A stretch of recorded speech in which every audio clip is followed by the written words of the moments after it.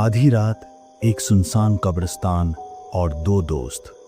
रात फ्लिक्स पर आज सुनिए वो कहानी जहां एक शॉर्टकट सीधे मौत तक ले गया। लाइट बंद कीजिए क्योंकि डर अभी शुरू हुआ है। शहर छोटा था और रात के सन्नाटे में डूबा हुआ।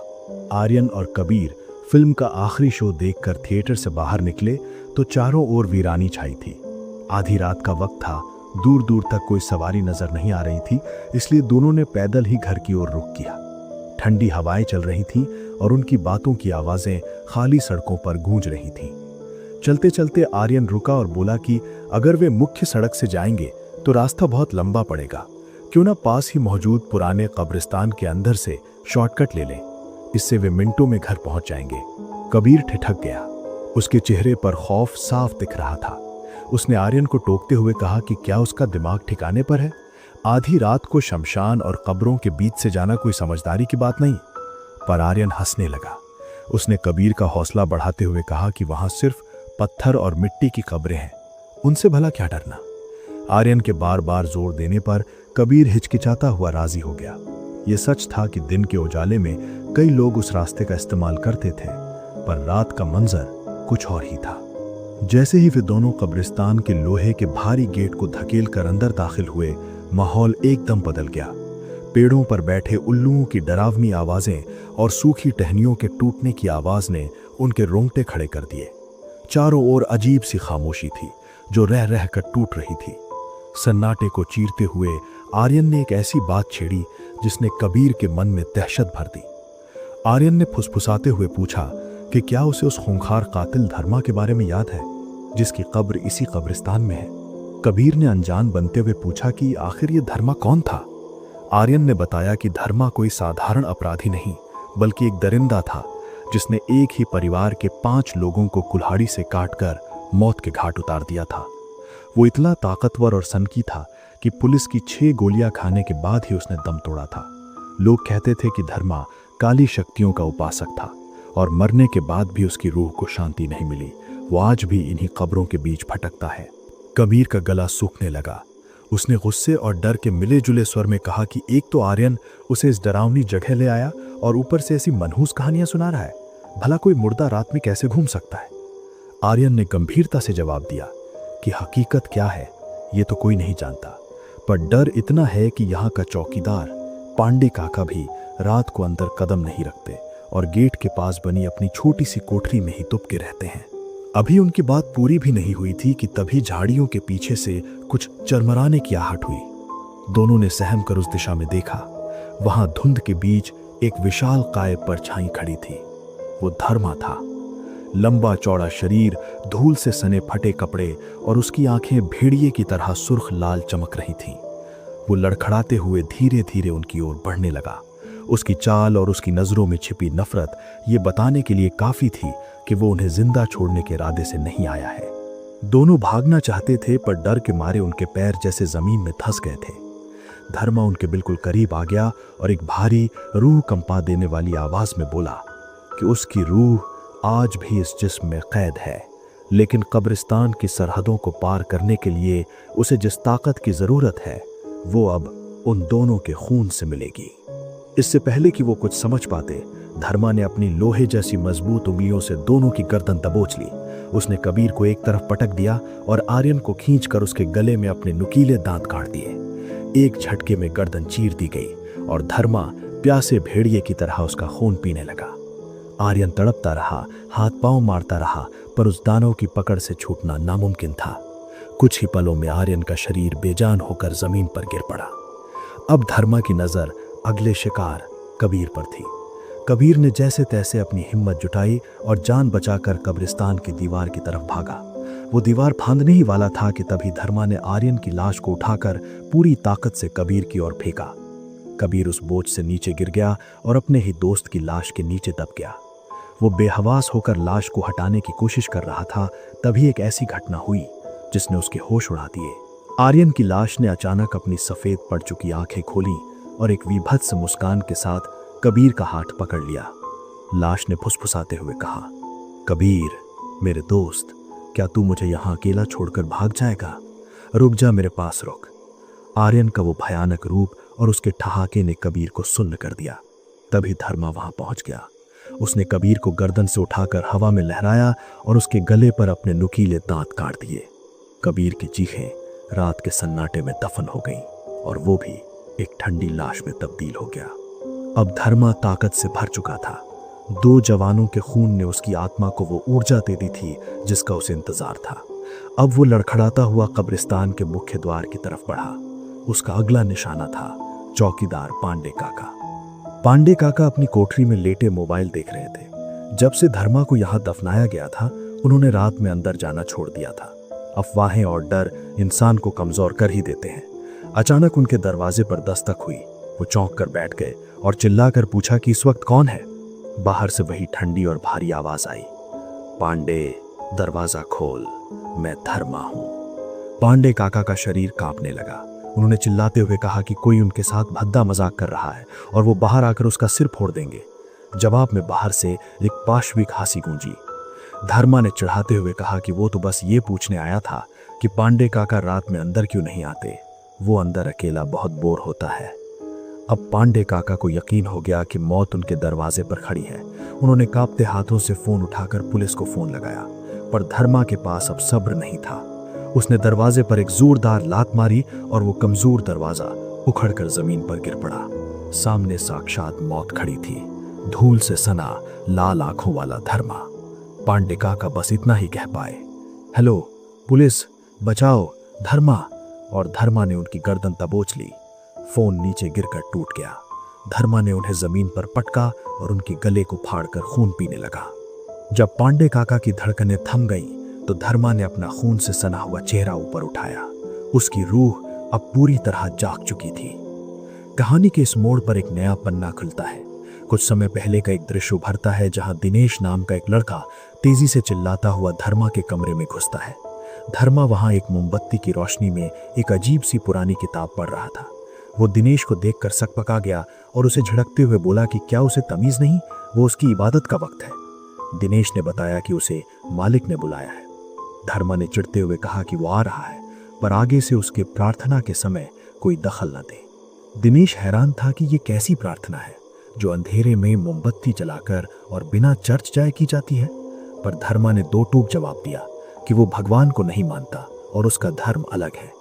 कुछ देर बाद धर्मा अपने मालिक जगदीश के सामने खड़ा था। जगदीश ने नाराजगी जताते हुए पूछा कि उसने कल रात कमल नाम के आदमी को इतनी बड़ी रहमी से क्यों पीटा। धर्मा ने बड़ी बेरुखी से जवाब दिया कि वो शराब पीकर बकवास कर रहा था, इसलिए उसे सबक सिखा दिया। जगदीश ने उसे चेतावनी दी कि वो नया है, इसलिए इस बार छोड़ रहा हूं, पर आगे से कोई खून खराबा नहीं होना चाहिए। जब जगदीश ने उसके धर्म के बारे में पूछा, तो धर्मा ने ठंडे लहजे में कहा कि वो ईसाई परिवार में पैदा जरूर हुआ है, पर वो किसी खुदा को नहीं मानता। वो वहां से चला गया, पर उसकी आंखों में छिपी वो दरिंदगी कुछ और ही इशारा कर रही थी। 1 महीना शांति से बीता, लेकिन वो शांति तूफान के आने से पहले की थी। और फिर आई वो अमावस्या की काली रात, जब हैवानियत का असली नंगा नाच शुरू हुआ। रात की उस भयावहता ने अब एक ऐसा रूप ले लिया था जिसे शहर कभी नहीं भूल पाएगा।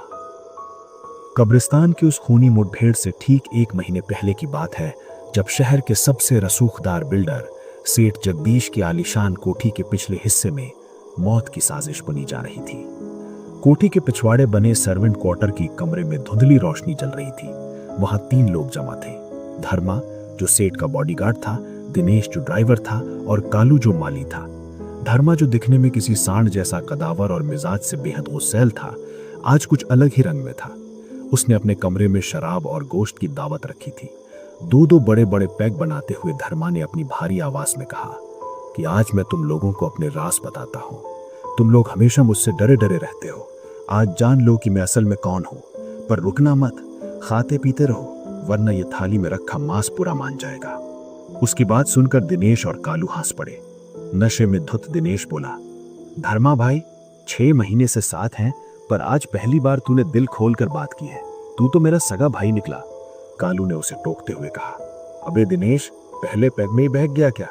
धर्मा भाई आप बताओ क्या कह रहे थे? धर्मा ने अपने गिलास को धीरे से घुमाया और शून्य में देखते हुए बोला, पैदाइश तो मेरी एक रसूखदार परिवार में हुई थी। बाप बड़ा मजहबी था, पर मेरा दिल कभी मंदिर मस्जिद में नहीं लगा। मुझे बचपन से ही मार पिटाई और ताकत का शौक था, इसीलिए आज मैं इस मुकाम पर हूँ। दिनेश ने बीच में ही उसकी तारीफों के पुल बांध दिए। सही कह रहा है भाई, तेरी जैसी बॉडी है, तू तो एक साथ 4 को पटक दे। धर्मा के चेहरे पर एक कुटिल मुस्कान आई। उसने एक घूंट भरा और आगे कहा, एक बार मुझे एक बूढ़ा तांत्रिक मिला था। वो शैतान का उपासक था। उसी ने मुझे ये काली किताब दी और सिखाया कि अंधेरे की शक्तियों से कैसे जुड़ा जाता है। मेरी ये अटूट ताकत उसी की इबादत का नतीजा है। ये सुनकर कालू जोर से हंस पड़ा और बोला, भाई तुझे चढ़ गई है, ये कैसी फिल्मी कहानियां सुना रहा है। धर्मा की मुस्कान और गहरी हो गई। उसने कहा, मुझे शराब नहीं चढ़ती। सुनो, दुनिया में कुछ भी मुफ्त नहीं मिलता। अगर मुझे ये ताकत मिली है तो बदले में मुझे अपने आका को भेंट भी देनी पड़ती है, ताकि मेरी ताकत बरकरार रहे। तुम लोग पियो, मैं अभी आता हूँ। धर्मा उठकर कमरे के कोने में रखे एक पुराने संदूक के पास गया। वहां से वही रहस्यमयी काली किताब निकाली और अजीब सी भाषा में मंत्र बुदबुदाने लगा। नशे में झूमते दिनेश और कालू को समझ ही नहीं आया कि उनके सामने मौत का खेल शुरू हो चुका है। अचानक धर्मा ने किताब वापस रखी और एक चमकता हुआ बड़ा छुरा बाहर निकाला। उसने उनकी तरफ मुड़कर कहा, मेरा आका आज बहुत भूखा है। उसने कहा है कि अगर आज मैं उसे भरपेट खिला दूं तो वो मुझे अमर होने का वरदान देगा। मेरी रूह कभी मेरे जिस्म का साथ नहीं छोड़ेगी, इसलिए आज मैं उसे दावत दूंगा। खाली गिलास नीचे रखते हुए दिनेश ने मासूमियत से पूछा, अच्छा, और तेरा वो आका खाता क्या है? धर्मा ने ठंडे लहजे में जवाब दिया, वो उन इंसानों की रूहें खाता है जिन्हें मैं कत्ल करता हूं। और इससे पहले कि दिनेश कुछ समझ पाता, धर्मा ने उसकी गर्दन दबोचकर उसे खड़ा किया और पूरा छुरा उसके सीने में उतारकर पेट तक चीर दिया। 1 मिनट के भीतर दिनेश की लाश फर्श पर तड़प रही थी। ये खौफनाक मंजर देख कालू के पैरों तले जमीन निकल गई। वो अपनी जान बचाकर कोठी की तरफ भागा और पागलों की तरह सेठ जगदीश का दरवाजा पीटने लगा। जगदीश ने दरवाजा खोला और हैरान होकर पूछा, क्या हुआ कालू, आधी रात को ये क्या तमाशा है? कालू कुछ बोल पाता उससे पहले ही धर्मा पीछे से आया और एक ही झटके में कालू की पीठ में छुरा उतार दिया। कालू कढ़ाते हुए वहीं ढेर हो गया। अब धर्मा और सेठ जगदीश आमने सामने थे। अमावस्या की वो काली रात, चारों ओर फैला सन्नाटा और सियार के रोने की आवाजें माहौल को और भी डरावना बना रही थीं। धर्मा की आंखें खून की तरह लाल थीं। उसने गुर्राते हुए कहा, सेठ, अब तेरी और तेरे परिवार की बारी है। जगदीश ने फुर्ती दिखाते हुए भारी लकड़ी का दरवाजा बंद कर दिया। धर्मा ने पहले धक्के दिए, पर जब दरवाजा नहीं टूटा तो वो अपने कमरे से एक भारी कुल्हाड़ा उठा लाया। कोठी के अंदर जगदीश का पूरा परिवार, उनके बूढ़े माँ बाप, पत्नी और छोटा बेटा खौफ से कांप रहे थे। कुल्हाड़े की हर चोट उनके दिल की धड़कनें बढ़ा रही थी। जगदीश ने तुरंत पुलिस को फोन किया। इंस्पेक्टर साहब, जल्दी आइए, मेरा बॉडीगार्ड पागल हो गया है, उसने खून कर दिया है और अब हमें मारने आ रहा है। पुलिस ने उन्हें कमरे में खुद को बंद करने की सलाह दी। उधर धर्मा ने मुख्य दरवाजा तोड़ दिया और कुल्हाड़ा लहराते हुए अंदर घुस गया। सेठ, कहाँ छिपा है, बाहर आ। वो बेडरूम के पास पहुंचा और उस दरवाजे को भी लकड़ी के टुकड़ों में तब्दील कर दिया।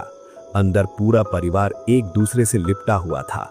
जगदीश ने गिड़गिड़ाते हुए कहा, धर्मा, जितने पैसे चाहिए ले ले, बस हमें छोड़ दे। धर्मा एक दरिंदे की तरह हंसा, पैसा नहीं सेठ, आज मुझे खून की प्यास बुझानी है। उसने एक अंधेरे कोने की तरफ इशारा किया, जहां एक धुंधला काला साया हवा में तैरता महसूस हो रहा था। देख, मेरा आका भूखा है। इसके बाद जो हुआ वो केवल चीखों और खून की धार से लिखा गया इतिहास था। धर्मा का कुल्हाड़ा चला और चंद मिनटों में जगदीश के पूरे खानदान को गाजर मूली की तरह काट दिया गया। जब पुलिस की जीप सायरन बजाती पहुंची, तब तक सब शांत हो चुका था। इंस्पेक्टर विक्रम अपनी टीम के साथ कोठी में दाखिल हुए। उन्हें गेट के पास कालू मिला, जो अधमरा पड़ा था। कालू ने कांपते हुए कहा, साहब, उसे कोई नहीं मार सकता, उसकी आत्मा शरीर नहीं छोड़ेगी। विक्रम ने हिम्मत दिखाते हुए अंदर कदम रखा। ड्राइंग रूम के बगल वाले कमरे में मंजर ऐसा था कि मजबूत कलेजे वाले सिपाहियों की भी रूह कांप गई। 15 लोगों की लाशें क्षत विक्षत पड़ी थीं और उनके बीच धर्मा शांति से बैठा वही काली किताब पढ़ रहा था। पुलिस को देख वो खड़ा हुआ और चुनौती देते हुए बोला, भाग जाओ पुलिस वालों, वरना तुम्हारा भी यही अंजाम होगा। विक्रम ने उसे पकड़ने का हुक्म दिया, पर धर्मा की ताकत अमानवीय थी। उसने 2 सिपाहियों को खिलौनों की तरह उठाकर फेंक दिया। जब वो कुल्हाड़ा लेकर विक्रम की ओर झपटा तो विक्रम ने अपनी सर्विस रिवॉल्वर निकाल ली। ढाएं! पहली गोली उसके सीने में लगी, पर धर्मा बस थोड़ा सा लड़खड़ाया। विक्रम ने एक के बाद एक 5 और गोलियां उसके सीने में उतार दी। 6 गोलियां खाने के बाद धर्मा एक विशाल पेड़ की तरह जमीन पर गिर पड़ा। एक सिपाही ने नब्ज जांची और पुष्टि की कि वो मर चुका है। उस घटना को 1 महीना बीत चुका था। इंस्पेक्टर विक्रम अपने दफ्तर में बैठकर चाय पी रहे थे। उन्होंने अपनी दराज से वही काली किताब निकाली जो उन्हें धर्मा के पास से मिली थी। उनका सिपाही राजन घबराकर बोला, साहब, इस मनहूस किताब को पास क्यों रखा है? ये काले जादू की लगती है। विक्रम हंसे और बोले, मैं इसे अपने एक प्रोफेसर दोस्त को दिखाने वाला हूँ, शायद वो बता सके कि इसमें क्या लिखा है। राजन ने डरते हुए कहा, साहब, वो कालू कह रहा था कि उसकी आत्मा शरीर नहीं छोड़ेगी, कहीं वो धर्मा फिर से वापस ना आ जाए। विक्रम ने मजाक उड़ाते हुए कहा, अबे 1 महीना हो गया, अब तक तो वो मिट्टी में मिल गया होगा। अभी उनकी बात ही चल रही थी कि एक सिपाही बदहवास होकर कमरे में घुसा और चिल्लाया, साहब, अनर्थ हो गया। शहर के पुराने कब्रिस्तान में 3 लोगों को बेरहमी से कत्ल कर दिया गया है। राजन का चेहरा सफेद पड़ गया। उसने कांपती आवाज में कहा, साहब, ये वही कब्रिस्तान है ना जहां हमने धर्मा को दफनाया था। शहर की फिजाओं में घुली वो दहशत अब एक खौफनाक हकीकत बन चुकी थी। पुलिस की जीप जैसे ही पुराने कब्रिस्तान के लोहे के जंग लगे गेट पर रुकी, इंस्पेक्टर विक्रम और उनके सिपाही मुस्तैदी से बाहर निकले। वहां लोगों का हुजूम जमा था, जिसे देखकर विक्रम दहाड़े, हटो यहां से, कोई तमाशा नहीं चल रहा, मर्डर हुआ है। भीड़ को चीरते हुए एक सिपाही दौड़ता हुआ आया और कांपते हाथों से सल्यूट ठोककर बोला, साहब, अंदर का नजारा कलेजा चीर देने जैसा है। 3 लोगों को ऐसी बेरहमी से मारा गया है कि देखकर रूह कांप जाए। विक्रम जब सबसे पहले चौकीदार पांडे काका की कोठरी में दाखिल हुए तो वहां का मंजर देखकर उनके पैर ठिठक गए। दरवाजा टूटा हुआ था, सामान बिखरा था और फर्श पर पांडे काका की लाश पड़ी थी। उनका शरीर कागज की तरह सफेद पड़ चुका था, जैसे किसी ने नस नस से खून की आखिरी बूंद तक निचोड़ ली हो। उनकी आंखें फटी की फटी रह गई थीं, मानो मरते वक्त उन्होंने साक्षात मौत को सामने देखा हो। 10 साल की नौकरी में विक्रम ने ऐसा खौफनाक मंजर कभी नहीं देखा था। कब्रिस्तान के थोड़ा और अंदर जाने पर आर्यन और कबीर की लाशें भी उसी हाल में मिली। लेकिन असली धमाका तब हुआ जब सिपाही राजन चिल्लाया, साहब, धर्मा की कब्र खाली है। विक्रम का माथा ठनका। वो दौड़कर वहां पहुंचे और देखा कि ताजी मिट्टी बिखरी हुई थी और कब्र के अंदर से लाश गायब थी। राजन ने डरते हुए याद दिलाया कि उस रात घायल कालू ने कहा था कि धर्मा की आत्मा शरीर को कभी नहीं छोड़ेगी। विक्रम ने झुंझलाते हुए इसे महज एक इत्तेफाक और अंधविश्वास करार दिया, पर उनके मन के किसी कोने में शक का बीज पनप चुका था। उस शाम पूरे शहर में अघोषित कर्फ्यू सा लग गया। सूरज डूबते ही दुकानें धड़ाधड़ बंद होने लगी और लोग अपने घरों में दुबक गए।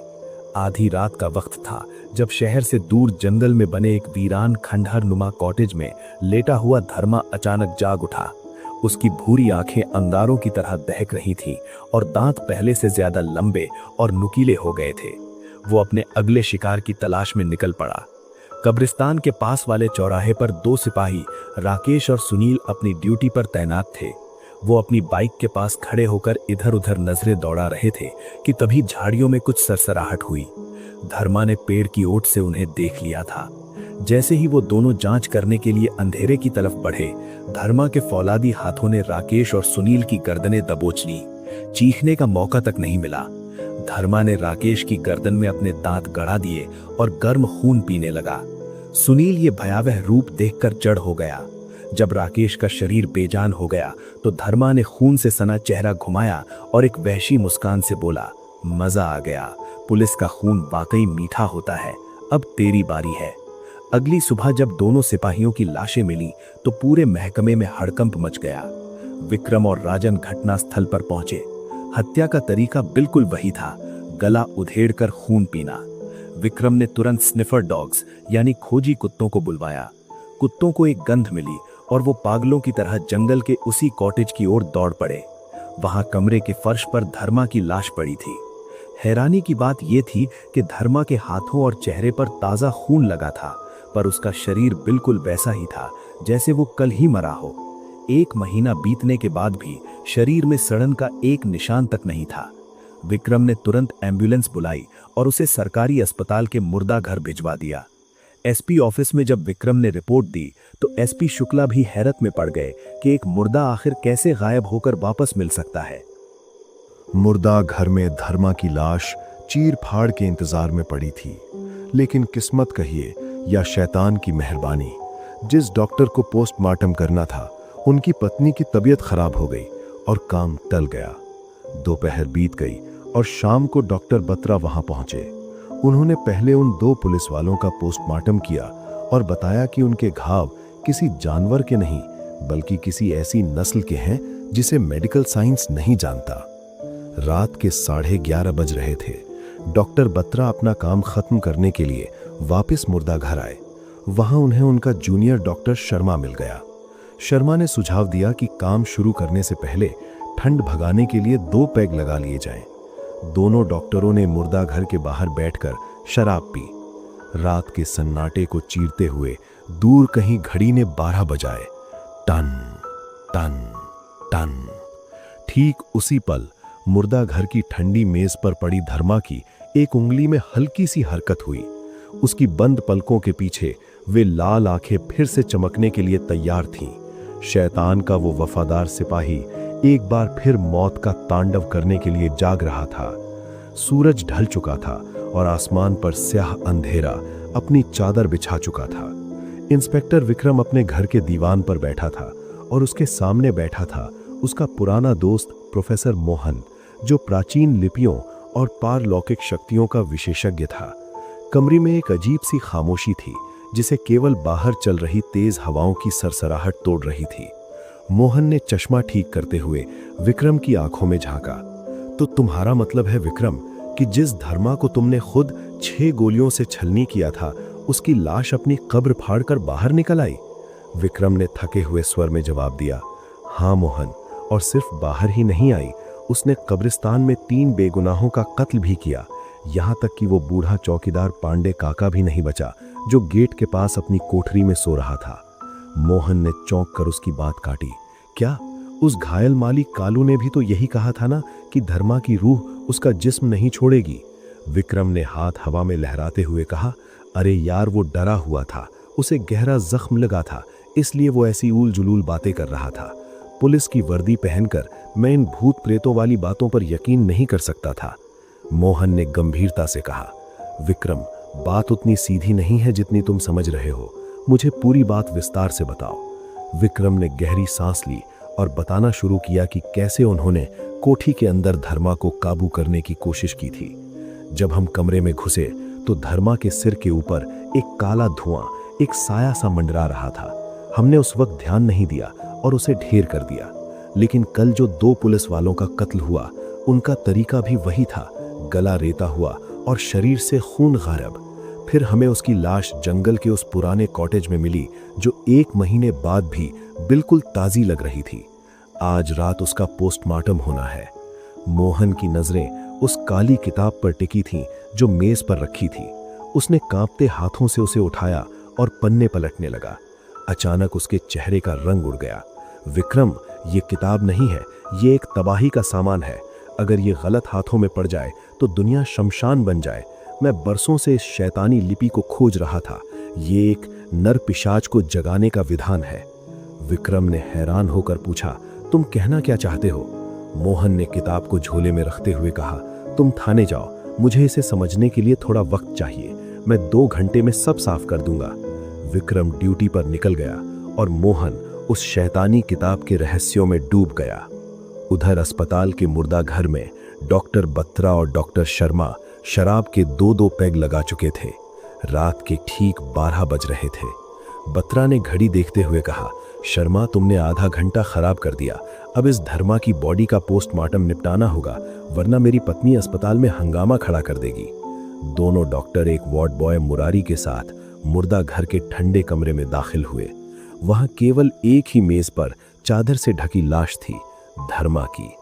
डरा हुआ मुरारी बुदबुदाया, साहब, कहते हैं ये मुर्दा जिंदा होकर खून पीता है।